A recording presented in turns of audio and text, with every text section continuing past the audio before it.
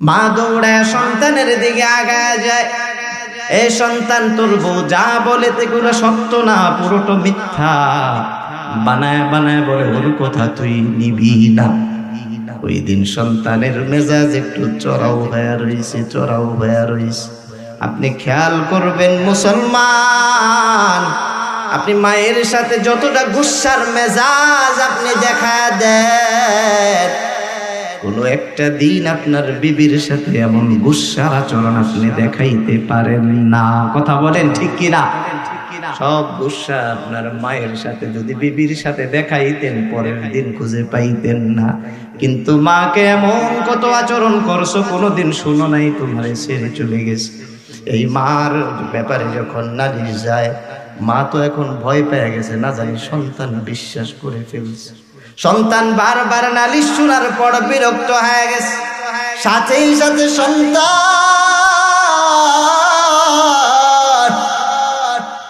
মায়ের ব্যাপারে নালিশ সত্য ভেবে নিছে যে না, আমার এই মা আমার বউয়ের উপরে আঘাত করে ফেলছে। মা যখন একটু রাগ করে আগায় গেছে বউকে, এমন মিথ্যা কেন বলো, তোমার উপর আঘাত করা দরকার। সাথে সাথে সন্তান তার মেজাজ দেখায়া তার জনম দুঃখিনী মার গালের মধ্যে একটা চটকনা বসায়া দেয়। মার যখন এই কানের অংশে আঘাত করা হয়, মায়ে আঘাত পাওয়ার পর ভয় আর বাহিরে থাকে না, তাড়াতাড়ি তার দরজা লাগায় ভিতরে বসে গেছে। ওই মা বিছানায় বসে বসে সারাক্ষণ ভয় পায়,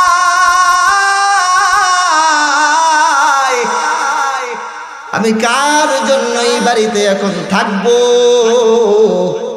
ও সন্তান, তোকে দেখা আমার এতটা জীবন কাটাইছি, তোর বাপরে ছোট সময় হারায় ফেলছি। চাইলে পারতাম অন্য ঘরে যে বিয়ে বসতে, কিন্তু কোনোদিন বসি নাই। আমি বারবার চিন্তা, আমার এই এতিম সন্তানটা যদি না খেয়ে থাকে, আমি মার বড় কষ্ট হবে। এই জন্যে মা তার সুখের কোনো সংসার বাদে নাই। মাই কথা ভাবতে ভাবতে চোখের পানিগুলা সারে টপ টপ টপ টপ করে পানিগুলা তার পড়ে। আর ভাবতেছে, সন্তান তুই যে আমারে মারলি, একটা বারো কি কষ্ট লাগে নাই? লম্বা সময় হয়ে গেছে, মায়ের আর খোঁজ খবর নেই না। সন্তান মায়ের উপর গুসা হয়ে গেছে, কথা বলে না। বিশ্বাস করেন ভাই, আল্লাহর কসম করে বললেও মিথ্যা হবে না। কোন মা যদি 3 বেলা না খেয়ে থাকে তার কষ্ট হয় না, কিন্তু সন্তান জীবিত থাকলে তাকে যদি দিন বা দিনে একবার না দেখে অথবা একবার তার সাথে কথা না বলে, কোনো মা স্বাভাবিক সুস্থ থাকতে পারে না। কথা বলেন ঠিক কিনা? মা ভিতরে বসে বসে চিন্তা করছে, আমি এতদিন যাবত আমার সন্তানকে আমি দেখতে পারি না। হুট করে সন্তানের মধ্যে একটু পরিবর্তন আসছে। ঘরের মধ্যে যখন গেল, যায় দেখে তার সন্তানটা বিছানায় শুয়ে গেছে, বারবার প্রস্রাব করতেছে, পায়খানা করতেছে। এই অবস্থাগুলো দেখার পর ওই সন্তানের নজরে একটু বাড়ি দিছে, হায় রে আমি আব্দুল্লাহ, আমিও তো ছোট সময় আমার মাকে কত কষ্ট দিছি, ওই প্রস্রাব পায়খানা তো আমিও করতাম।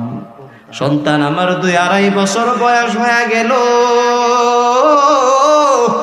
এরপরেও দেখি সন্তান বিছানায় প্রস্রাব করে, বিছানায় পায়খানা করে দেয়। আমি আব্দুল্লাহ কত জনম এই বিছানার মধ্যে আমি প্রস্রাব করেছি, পায়খানা করলাম, আমার মাও হয়তো আমার মতো এরকম কষ্ট করেছে। এই কথা ভাবা মাত্র মায়ের একটা দরদ লেগে গেছে। মায়ের প্রতি যখন দরদ লেগে গেছে, সন্তান দৌড়ায় মায়ের ঘরের সামনে যায় দাঁড়ায়, কড়া নাড়তেছে, ও মা, মাগো তুমি আজকে দরজাটা খোলো।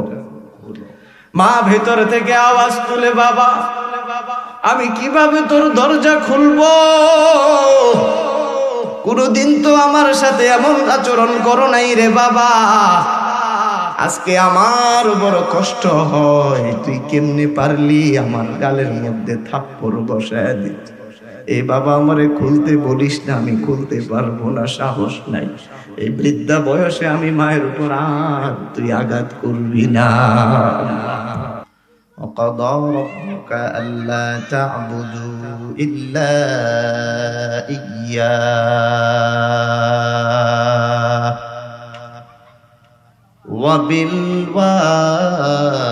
وبالوالدين إحسانا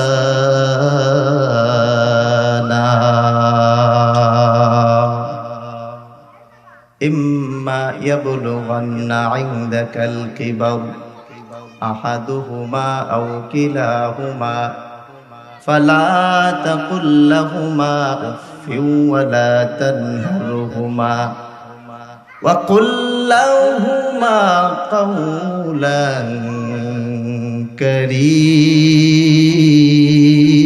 كريما।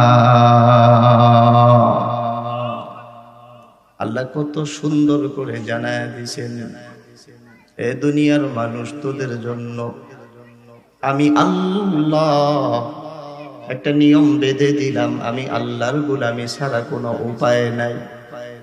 আল্লাহ এখানে দুটো দিক স্পষ্ট করে দিয়েছেন, এ দুনিয়ার মানুষ তোমরা শোনো, সর্বপ্রথম একজনের ইবাদত করতে হবে। তিনি কে? জোরে বলেন, তিনি কে? আরেকজনের কথা আল্লাহ একই আয়াতে আল্লাহ মিলিয়ে দিলেন, বলে দিলেন ওয়াবিল ওয়ালিদাইনি ইহসানা, ইবাদত করবে আমি আল্লাহ। আরেকজনের ব্যাপারে, দুইজনের ব্যাপারে আমি আল্লাহ স্পষ্ট ধারণা দিয়া দিলাম, দুই মানুষ মা বাবা, এদের ক্ষেত্রে তোরা খেদমতের মতো আচরণ করবি। সুবহানাল্লাহ।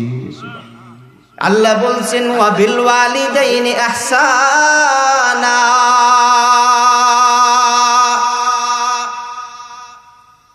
এদের সাথে ইহসানের আচরণ করবা।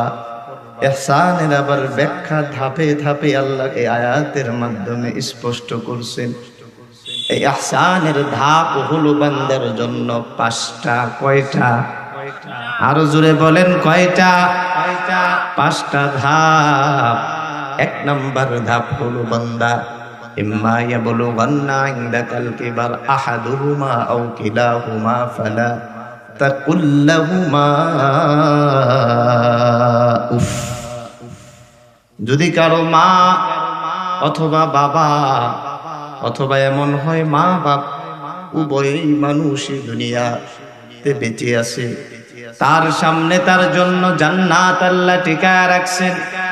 আল্লাহ তাদের জন্য বলে দেন, আল্লাহ বান্দা তুমি শুনো, এই যারা বেঁচে আছেন সবচেয়ে দামি মানুষ, শ্রেষ্ঠ মানুষ তোমার মা আর তোমার বাবা। এই দুই মানুষ যদি দুনিয়ায় বেঁচে থাকে তাহলে মনে রাখবা ফালা তাকুল লাহুমা উফ, তাদের সাথে কোনো সময় এমন কোনো কথা বলবা না যেই কথার কারণে তুমি কষ্ট পায়া উফ বলো, অথবা তোমার কথার কষ্টের কারণে তোমার মা বাবা কষ্ট পায়া উফ বলে। এক নাম্বার এই আওয়াজটুকু তাদের সাথে করা যাবে না। আমি প্রথমেই পাঁচটা কর্মসূচি সংক্ষেপে বলে এরপর একটু ভিতরে ঢুকবো। আলোচনা খুব সংক্ষেপ। এই যুবক ভাই যারা বাহিরে তোমরা ঘোরাফেরা করতেছো, তোমাদের কাছে আবদার,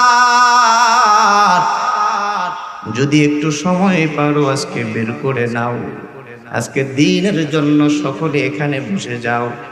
কত জীবন তোমরা গল্প করলা, কত জীবন তোমরা আড্ডায় সময় কাটাইলা, আজকে একটু সুযোগ হয়ে গেছে, দামি একটা জায়গায় বসার সুযোগ আল্লাহ করে দিয়েছে। এই জন্য এটাকে নিয়ামত মনে করিয়া এখানে তোমরা বসে আল্লাহ খুশি হয়ে যাবে।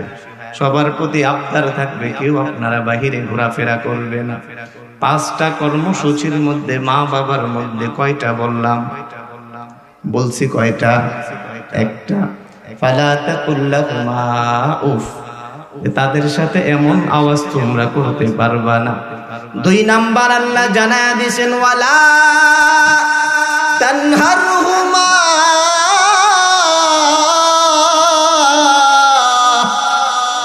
এ বান্দা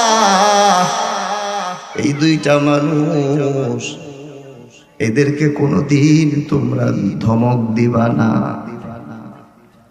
সব মানুষরে ধমক দেওয়া যায়, কিন্তু এই দামি মানুষ নিজের মা নিজের বাবা এদেরকে কোনোদিনও ধমকের আচরণে কথা বলা যায় না। প্রশ্ন জাগে, হুজুর কেন ছেলেরে ধমক দিতে পারি, বিবিরে ধমক দিতে পারি, এই দুই মানুষকে আমরা কেন ধমক দিতে পারবো না? কি সমস্যা ধমক দিই? এর কারণ হলো তাদের কিছু আচরণ আছে, তাদের কিছু কাজ আছে, তাদের এমন কিছু ব্যবহার আছে। বান্দা একটা বার যদি চিন্তা করিয়া দেখো, এই মা কিছু কিছু এমন আচরণ করে যেটা দুনিয়ার কোনো মানুষ করতে পারে না, করতে জানেও না। এই ক্ষমতা আমার আল্লাহ তাদের দান করেছেন। এজন্য আল্লাহ বলেন, হামালাতহু কুরহা ওয়া ওয়াদাআতহু কুরহা ওয়া হামলুহু ওয়া ফিসালুহু সালাসুনা শাহরা। বলেন আল্লাহু আকবার। তারা তিনটা কাজ করে। কয়টা কাজ? নিজের মা তিনটা কাজ তার করাই লাগে দুনিয়াতে আসার ক্ষেত্রে। এক নাম্বার, গর্ভে ধারণ করে সন্তানকে, তাকে দুনিয়াতে প্রসব করানো হয়। 3 নাম্বার, মায়ের দুগ্ধ সে পান করে। এই তিনটা কাজ দুনিয়ার কোনো বাবা করতে পারে? দুনিয়ার অন্য কোনো মানুষ করতে পারে? যে হুজুর এদের কথা বলা হয়েছে যে 5 দিক থেকে এদের সাথে সব ঠিক রাখো। প্রথম আল্লাহ বলল ধমক দিবা না। প্রথম বলল এদের সাথে উফ আওয়াজটা করো না। দ্বিতীয় বলল এদের ধমক দিবা না। 3 নাম্বার, যেই কথাটা দুইটা বললাম আমি, এই 2 কাজ কেন করা যাবে না? এর মূল কারণ হলো এরা 3টা এমন আখলাক দেখাইছে, দুনিয়ার অন্য কোনো মানুষ এই আখলাক দেখানোর যোগ্যতা তার মধ্যে নাই নাই নাই। কথা বলেন ঠিক কিনা? একটা মা তার গর্ভে যখন সন্তান আসে, সন্তান আসার পর আপনি একটা চোখটা বন্ধ করে চিন্তা করে দেখেন, আপনি আপনার মায়ের গর্ভে যখন ছিলেন, জানি না কার নাম কি, আব্দুল্লাহ, আব্দুর রহমান, কত দামি দামি মানুষ এখানে বসে গেছে। আপনি যখন আপনার মায়ের গর্ভে, তখন আপনি চিন্তা করেন আপনার মা এমন অনেক সময় গেছে ভাই, 3 বেলা ঠিক মতো খাবার খাইবে এই সুযোগ পায় নাই।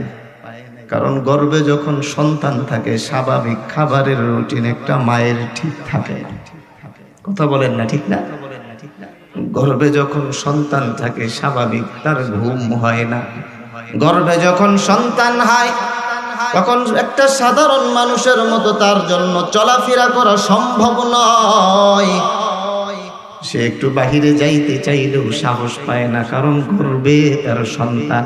আপনি চিন্তা করেন, আপনি আপনার নিজের মায়ের গর্ভে থাকা সন্তান, আর একটু সামনে আগাইলে দেখবেন প্রসব বেদনায় মায়ের কত বেশি কষ্ট, এত বেশি ভয় পায়, সব মানুষগুলো ভয়ে ঘাবড়ায় যায়। যেই মহিলাটার বাচ্চা হয় তার মা পাশে দাঁড়ায় দাঁড়ায় কান্দে, যেই মায়ের বাচ্চা হয় তার বাবা পাশে দাঁড়ায় দাঁড়ায় কান্দে। সবাই ভয় পায়, না জানি আমার মেয়ের আজকেই শেষ দিন। কিন্তু ওই মাও কান্দে যার সন্তান হয়, তার কান্নার আওয়াজ অন্য কিছু, এটা নয় মা আমি মরে যাব, এটা নয়। তার কান্নার আওয়াজ, আপনি যদি তাকে জিজ্ঞেস করেন ও মা তুমি কেন কাঁদো, ওই মা সুন্দর করে আওয়াজ তুলে বলবে, আমি আমার জন্য কাঁদি না রে, আমি কাঁদি আমার গর্ভে থাকা সন্তান সে যদি মারা যায় ভয় লাগে। আপনি মিলাবেন, আপনার ক্ষেত্রেও এমন হয়েছে, আপনার মা কত রাত ঘুমাই নাই, কত কান্না করলো, কত ভয় পেয়েছে। তার উদ্দেশ্য একটাই, আল্লাহ যদি তোমার মন চায় আমি মাকে তুমি নিয়ে যাও, কিন্তু আমার পেটে থাকা আমার মানি তার তুমি কোনো ক্ষতি করবে না। সুবহানাল্লাহ, সুবহানাল্লাহ। এই হলো দুইটা অবস্থা শুধু বললাম। এই মায়ের কষ্ট হয়, সবাই ভয় পাওয়া যায়, কাছেই সবাই দাঁড়ায়া যায়। মায়ের কষ্ট হয়, আত্মীয় স্বজন বলে না না নরমালের কাছে যাওয়া যাবে না, সিজার করা লাগবে ভয়ের কারণে। মা তো বোঝে না, টালমাটাল হয়ে যায়, কোন দিক সে মোর নিবে।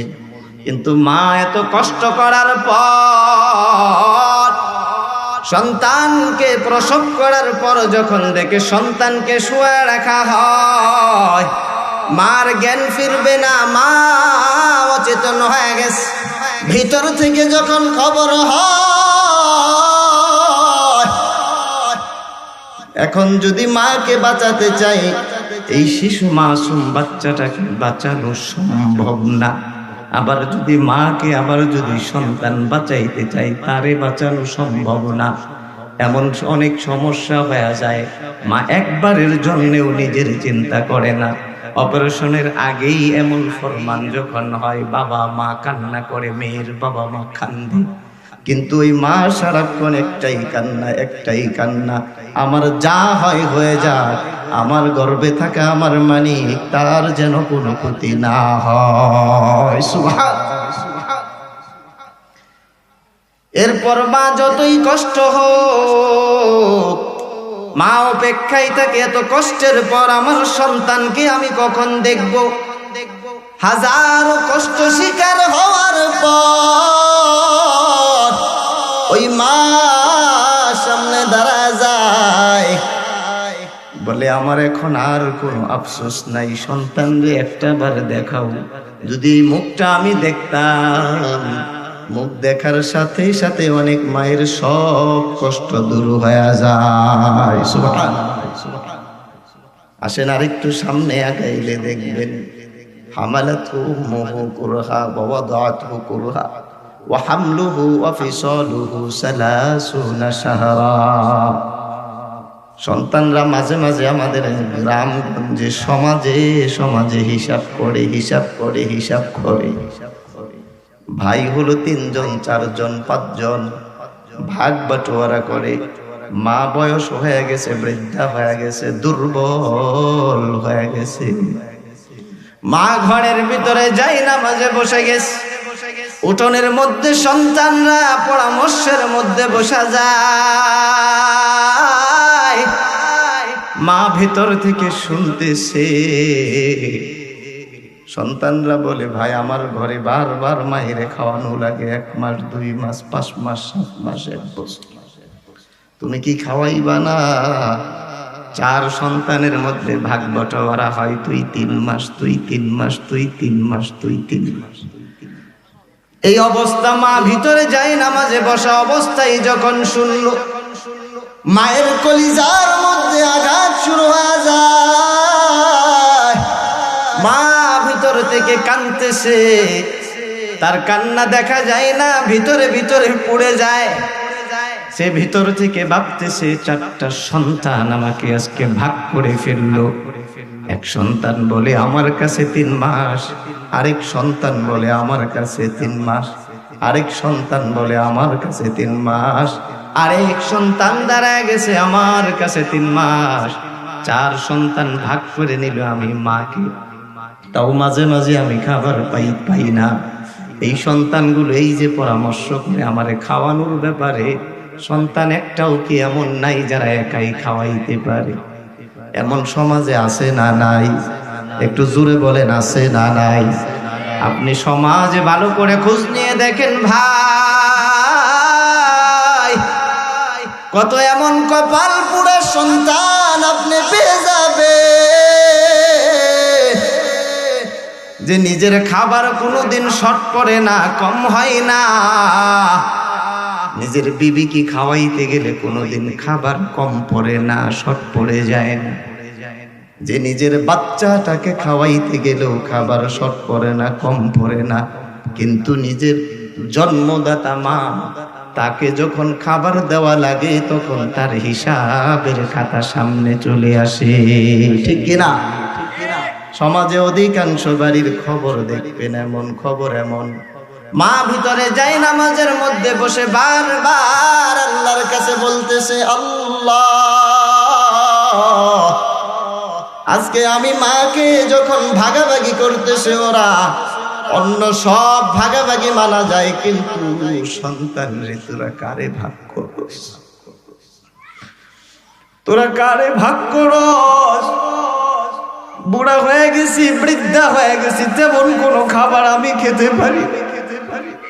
2টা রুটি আমাকে দিলে 1টা রুটি আমি রেখে দে, আমার নাতি নাতকরকে আমি খাওয়ায় দিই, আমাকে একটু বেশি খাবার দিয়ে ফেললে রে সন্তান, আমি ওই খাবার খাবো, এইটুকু শক্তি আমার মধ্যে নাই। তোরা কারে ভাগ করস? 2টা রুটি দিলে 1টা আমি খাই, আর 1টা নাই নত করে দিয়া দিই।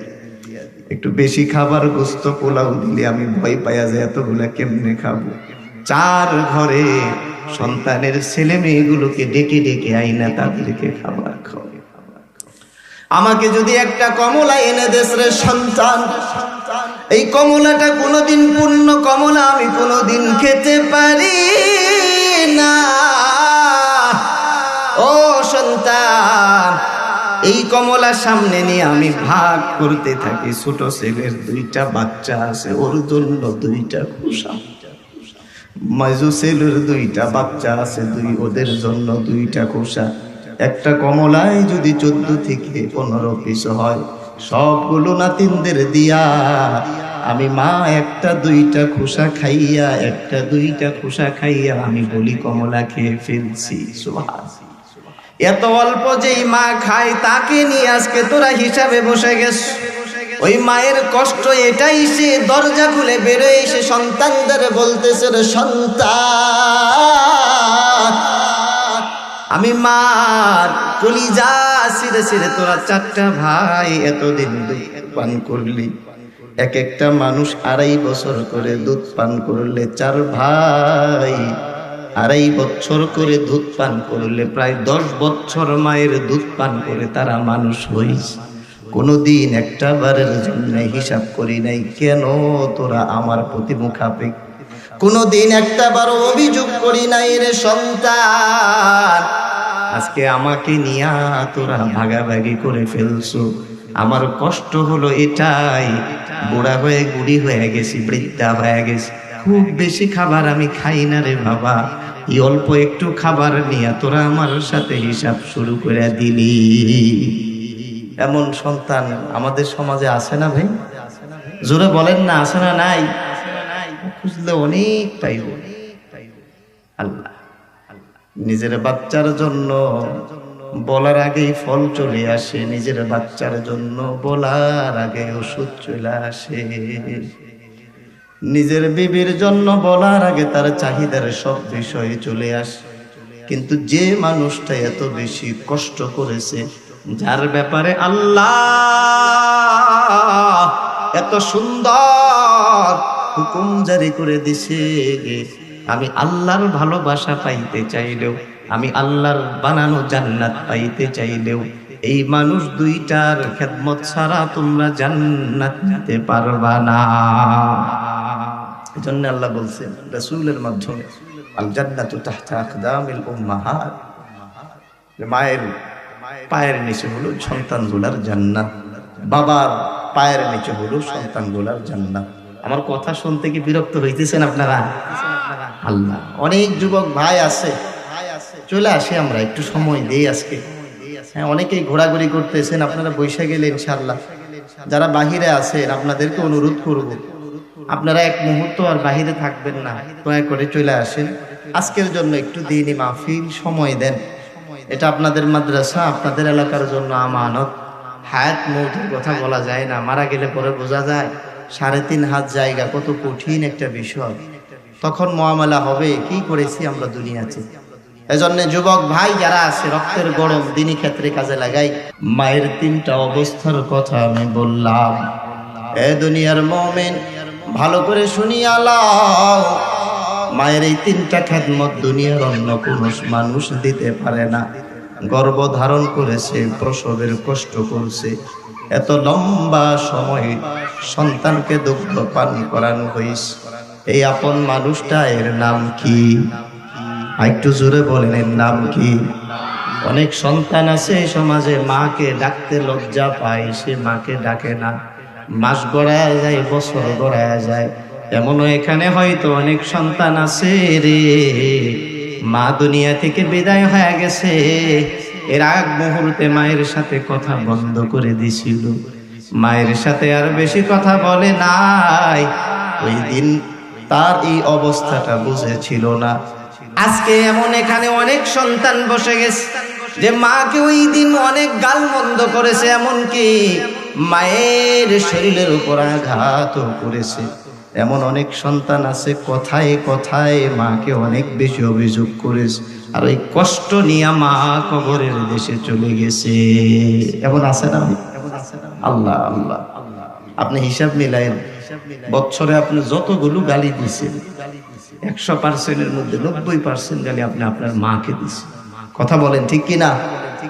100% গালি যদি দিয়া থাকেন, 100-এর মধ্যে 90% গালি আপনার মায়ের দিয়েছেন। আরে এক সন্তানের অবস্থা শুনলে বোঝা যায় মানুষ কত বেশি জালেম হয়ে যায়। আল্লাহ আল্লাহ, ওই সন্তানের কাছে বারবার তার সুন্দরী বউ নালিশ জানায়, তোমার মা বেশি কথা বলে, বেশি কষ্ট দেয়, বিরক্ত করে, বুড়া হয়ে গেছে, বৃদ্ধা হয়ে গেছে, এখন বাড়িতে রাখার আর তোর তাকে বয়স নাই, তাড়াতাড়ি বাড়ি থেকে তাকে সরায়া দাও। বারবার তার বিবি নালিশ জানায়, এই মায়ের কারণে আমি বিরক্ত হয়ে যাই। এমন বিচার যখন বারবার দেওয়া হয়, মা সে আতঙ্কিত হয়ে থাকে, কারণ ভয় পায়। মা সন্তানকে সবচেয়ে বেশি ভয় পায়, এর কারণ হলো না জানি কোন কথায় আমার সোনার মানি আমার উপর না জানি কোন কথায় রাগ করে বসে। এমন আছে না ভাই? বউ নালিশ জানাইছে, তোমার মা প্রত্যেক দিন বিরক্ত করে বিরক্ত করে বিরক্ত করে, আমারে আঘাত করে, আমাকে মারধর করে। একদিন নিজেই নিজের একটা প্রমাণ বানায় কষ্টের একটা আচরণ সে দেখাইতেছে, আমার উপর এমন এমন আঘাত করেছে, এই যে দেখো হাতের এই অংশটা আমার ছিলে ফেলছে।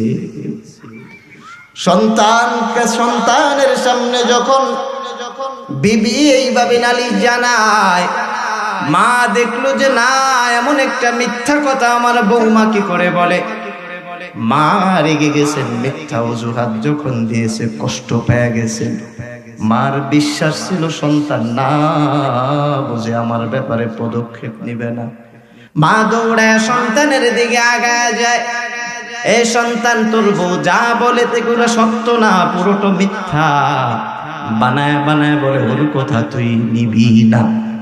ওই দিন সন্তানের মেজাজ একটু চড়াও হয়ে রয়েছে, চড়াও হয়ে রয়েছে। আপনি খেয়াল করবেন মুসলমান, আপনি মায়ের সাথে যতটা গুসার মেজাজ আপনি দেখা দেন, কোনো একটা দিন আপনার বিবির সাথে এমন গুসার আচরণ আপনি দেখাইতে পারেন না। কথা বলেন ঠিক কিনা?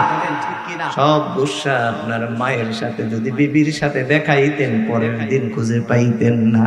কিন্তু মাকে এমন কত আচরণ করছো, কোনোদিন শুনো নাই, তোমারে ছেড়ে চলে গেছে। এই মার ব্যাপারে যখন নালিশ যায়, মা তো এখন ভয় পেয়ে গেছে, না জানি সন্তান বিশ্বাস করে ফেলছে। সন্তান বারবার নালিশ শোনার পর বিরক্ত হয়ে গেছে, সাথেই সাথে সন্তান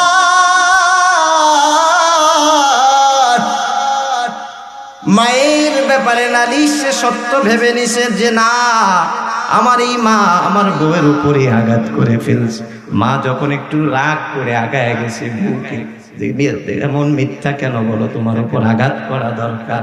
সাথে সাথে সন্তান তার মেজাজ দেখায়া তার জনম দুঃখিনী মার গানের গালের মধ্যে একটা চটকনা বসায়া দেয়। মার যখন এই কানের অংশে আঘাত করা হয়, মায়ে আঘাত পাওয়ার পর ভয় আর বাহিরে থাকে না, তাড়াতাড়ি তার দরজা লাগায় ভিতরে বসে গেছে। ওই মা বিছানায় বসে বসে সারাক্ষণ ভয় পায়,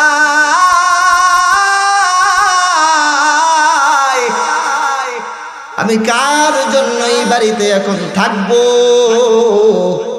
ও সন্তান, তোকে দেখা আমার এতটা জীবন কাটাইছি, তোর বাপরে ছোট সময় হারায় ফেলছি।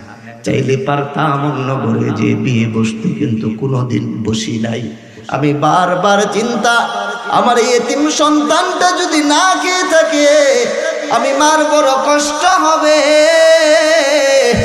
এই জন্যে মা তার সুখের কোনো সংসার বাদে নাই। মাই কথা ভাবতে ভাবতে চোখের পানিগুলা সারে টপ টপ টপ টপ করে পানিগুলা তার পড়ে। আর ভাবতেছে, সন্তান তুই যে আমারে মারলি, একটা বারো কি কষ্ট লাগে নাই? লম্বা সময় হয়ে গেছে, মায়ের আর খোঁজ খবর নেই না। সন্তান মায়ের উপর গুসা হয়ে গেছে, কথা বলে না।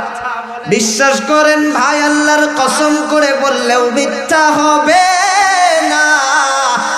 কোন মা যদি 3 বেলা না খেয়ে থাকে তার কষ্ট হয় না, কিন্তু সন্তান জীবিত থাকলে তাকে যদি দিন বা দিনে একবার না দেখে অথবা একবার তার সাথে কথা না বলে, কোনো মা স্বাভাবিক সুস্থ থাকতে পারে না।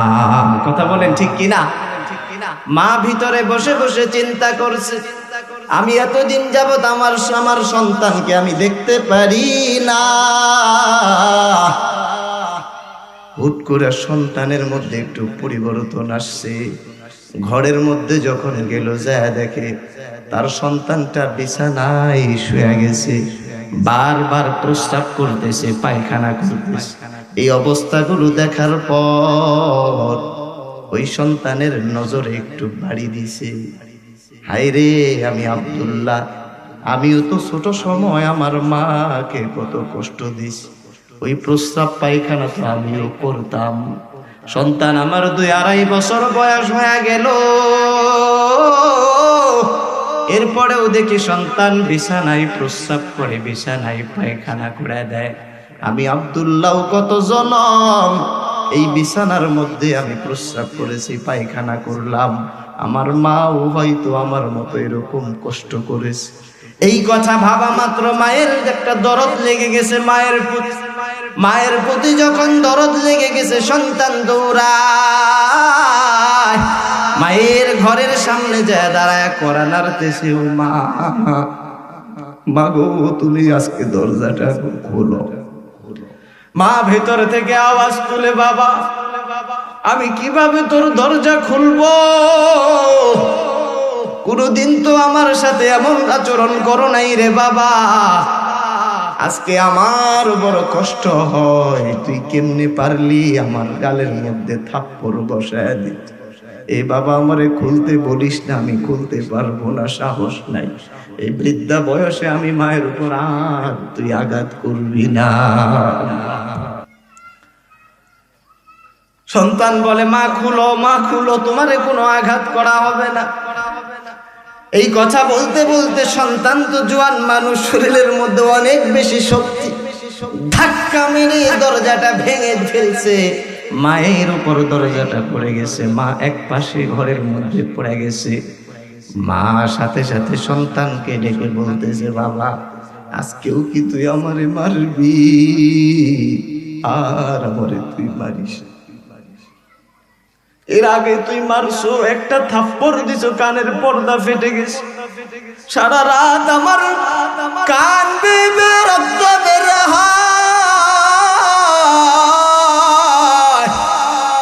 এই মা কষ্টটা কাউকে বোঝাইতে পারে না। সন্তান রে, আজকে আমারে তুই আর মারিস না। ওই যে 3-4 মাস আগে আমারে আঘাত করছো, আল্লাহ 3-4 মাস আগে আমারে আঘাত করছো, কান দিয়ে এখনো ফেটে ফেটে রক্ত বের হয়। একটা বার তুমি জিজ্ঞেস করতে আসো নাই, একটা বার তোর মার জন্য একটু ওষুধ কিনে নিয়ে আসোস নাই। এখনো ব্যথা করে, আবার আঘাত করলে ব্যথাটা না জানি আর একটু বাইরে। এমন ভাবে মা যখন বলতেছে, সন্তান আর আমার উপর আঘাত করবি না, আমার ব্যথায় আমি অস্থির হয়ে গেছি, পাগল হয়ে গেছি, আমি মার উপর আর আঘাত তুই করবি না। মা এই কথা বলে আর মনটা দুর্বল হয়ে গেছে, আজকে মারবি না। সন্তান ডেকে বলে, মা আমি বুঝি নাই তোমার কুরবানি। আজকে আমি আমার নিজের সন্তানের কষ্ট দেখে আমার বিবি যখন দেখলাম ওই প্রস্রাব পায়খানার মধ্যে নিজের বিছানা বানায় শুয়ে গেছে, আমি এই বিষয়টা দেখার পর আমার মনে হয়ে গেছে আমি আব্দুল্লাহ আমার মাকে এমন কত কষ্ট দিছি। আর এই কারণে মা আজকে তোমার কাছে ক্ষমা চাওয়ার জন্য আসলাম। মারে তোর মানিকের প্রতি কষ্ট রাখবি না, আজকে তুই তোর মানিকের দেখে আজকে তুই আল্লাহর কাছ থেকে মাফ লওয়া দে।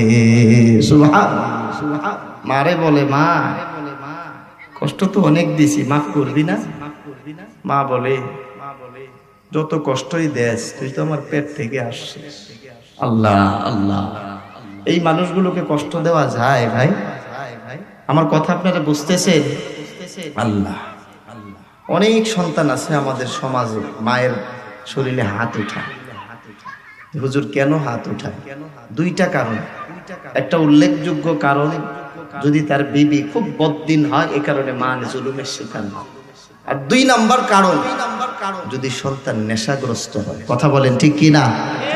অনেক মায়েরা সারা রাত তারা চোখের পানি মুছছে, তাদের কষ্ট দিতেছে বাঁচানোর জন্য, তাদের একটু সাহায্য করার জন্য, তাদেরকে একটু সহযোগিতা করার জন্য, মানসিকভাবে ভালো রাখার জন্য মানুষ আগাইতে চায় না। এজন্য তাদের অবদান বলার সুযোগ আছে ভাই। মনে রাখবো তো তাদেরকে আমরা ইনশাআল্লাহ। আমি দুইটা অবস্থা আপনাদেরকে বললাম। এক হলো মা বাবাকে উফ এই আওয়াজটাও করা যাবে না। দুই, তাদেরকে কোনো ধমক দেওয়া যাবে না। সময় তো আমার খুব সংক্ষেপ, আর হয়তো আমি 5 মিনিট কথা বলতে পারবো, এরপরে আজান হয়ে যাবে, নির্দিষ্ট সময়ে জামাত হবে। আপনারা ধৈর্য ধরে বসবেন তো ইনশাআল্লাহ? অনেকে আছে বাহিরে এখনো ঘোরাফেরা করতেছে, আশপাশে চলে আসছে, ভাবতেছে বসবো, একটু পরেই বসি। আল্লাহ যদি এখন আল্লাহ কবুল করে নেয়, কোন সময় কার দৃষ্টি আল্লাহর কবুল হয়ে যায় বোঝা, এটা বোঝা মুশকিল। এজন্য বাহিরে যারা আসো ভাই, সুস্থ মানুষ চলে আসো, ভিতরে বসে পড়ে ইনশাআল্লাহ। তো আর 3টা কাজ আছে মা বাবার ক্ষেত্রে আল্লাহ বলে দিয়েছে।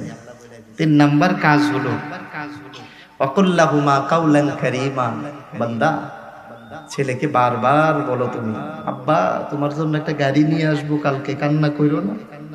মার যখন বয়স হয়ে যায় তার কাছে যায় বলো, আম্মা তুমি কান্দো না, তুমি না ওই যে চিরা খাইতে চাইছিলা, হ্যাঁ তুমি না ওই যে নরম মিষ্টিটা খাইতে চাইছিলা, মা কালকে আমি নিয়ে আসবো।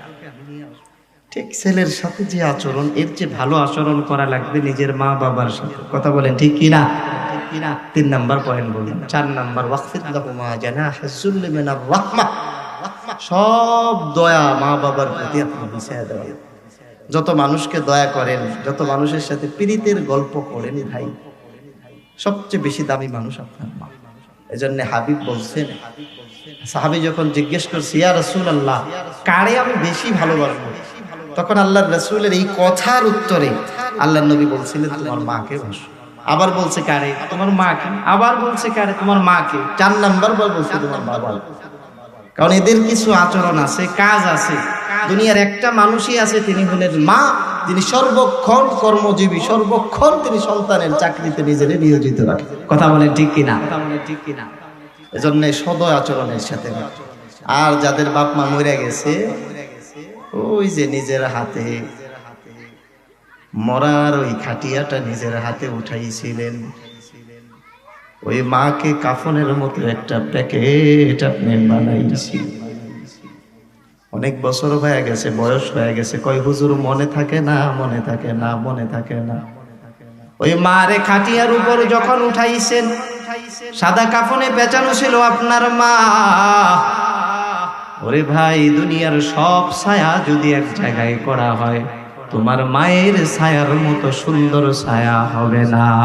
কথা বলেন ঠিক কিনা? মা যে সুন্দর একটা ছায়া, বাবা যে সুন্দর একটা ছায়া, নিজের কাঁধের মধ্যে উঠে আনিছিলেন, ওই দিন কবরের মধ্যে নামায় আসছিলেন ভাই, সবাই চলে আসছিলেন। আপনি এই একটা থিম আপনি উল্টায় দেন, তাইলেই বুঝবেন কোন মা তার সন্তান অসময়ে যদি দুনিয়া থেকে বিদায় হয়ে যায়, আপনি নানান জায়গায় খোঁজ নিয়ে দেখবেন অনেক মা বোনদের মধ্যে মানসিক সমস্যা হয়ে গেছে, খোঁজ নিয়ে দেখবে তার একটা সন্তান দুনিয়ার থেকে বিদায় হয়ে গেছে, এ কারণে কষ্টের কারণে ব্রেনে চাপ হয়ে গেছে, যার ফলে তিনি পাগলের মতো হয়ে গেছে। ঠিক কিনা? ঠিক কিনা? আল্লাহ, অনেকে আছে আমরা যাদের আব্বা আম্মা চলে গেছে দুনিয়া থেকে, আমাদের একটা আমল আল্লাহ শিখায় দিচ্ছে, যেটা আল্লাহ শিখাইছেন ওটা আপনারা করবেন। জোরে বলেন না, করবেন আপনারা? আল্লাহ বলছেন ওয়াকুর রব্বির হামহুমা কামা রব্বায়ানি সগীরা।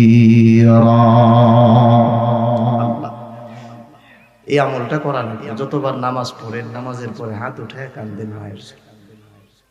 সুযোগ আছে কবরের সামনে যায় এই দোয়াটা পড়ে। সন্তান যদি দোয়াটা পড়তে থাকে, কবরের আযাব মাফ করে দেন কে?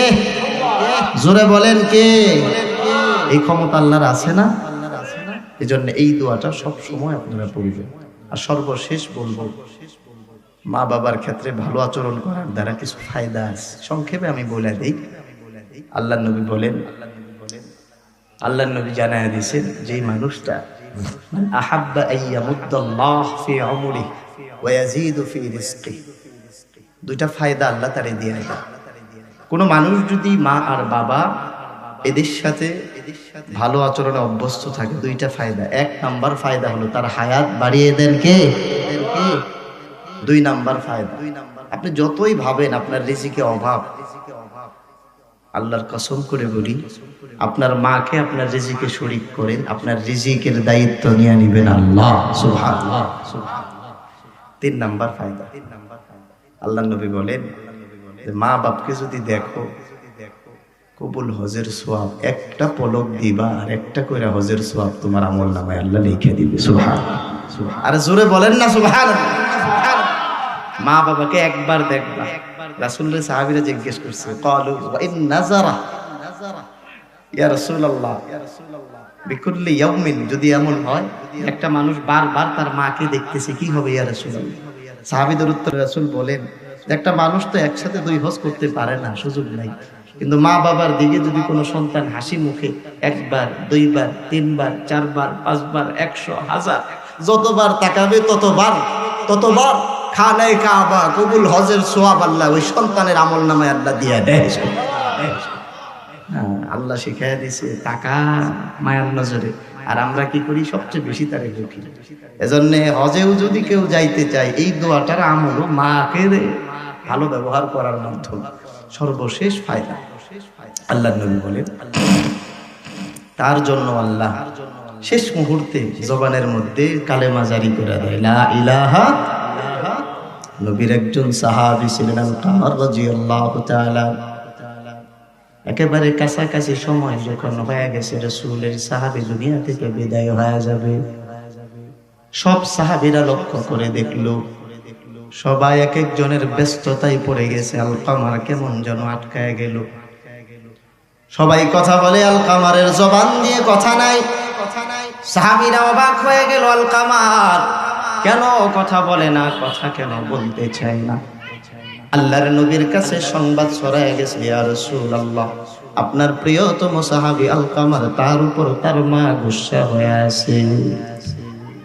আল্লাহর নবী জানেন, যদি তার মা তাকে ক্ষমা না করে, তাকে মাফ না করে, আসমানের মালিক আল্লাহ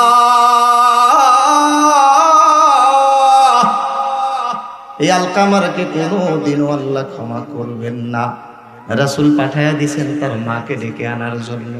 বলছে, তোমার সন্তান রে আজকে আমরা লাকড়ি দিয়ে জ্বালায়া দিব, তুমি কি রাজি? কোন মা কি বিষয়ে রাজি হইতে পারে? কি বলেন আপনারা? সম্ভব? আল-কামারকে এই কথাটুকু বলার পর আল-কামারের মা ডেকে ডেকে বলে, ইয়া রাসূলুল্লাহ, সন্তান যতই কষ্ট দে,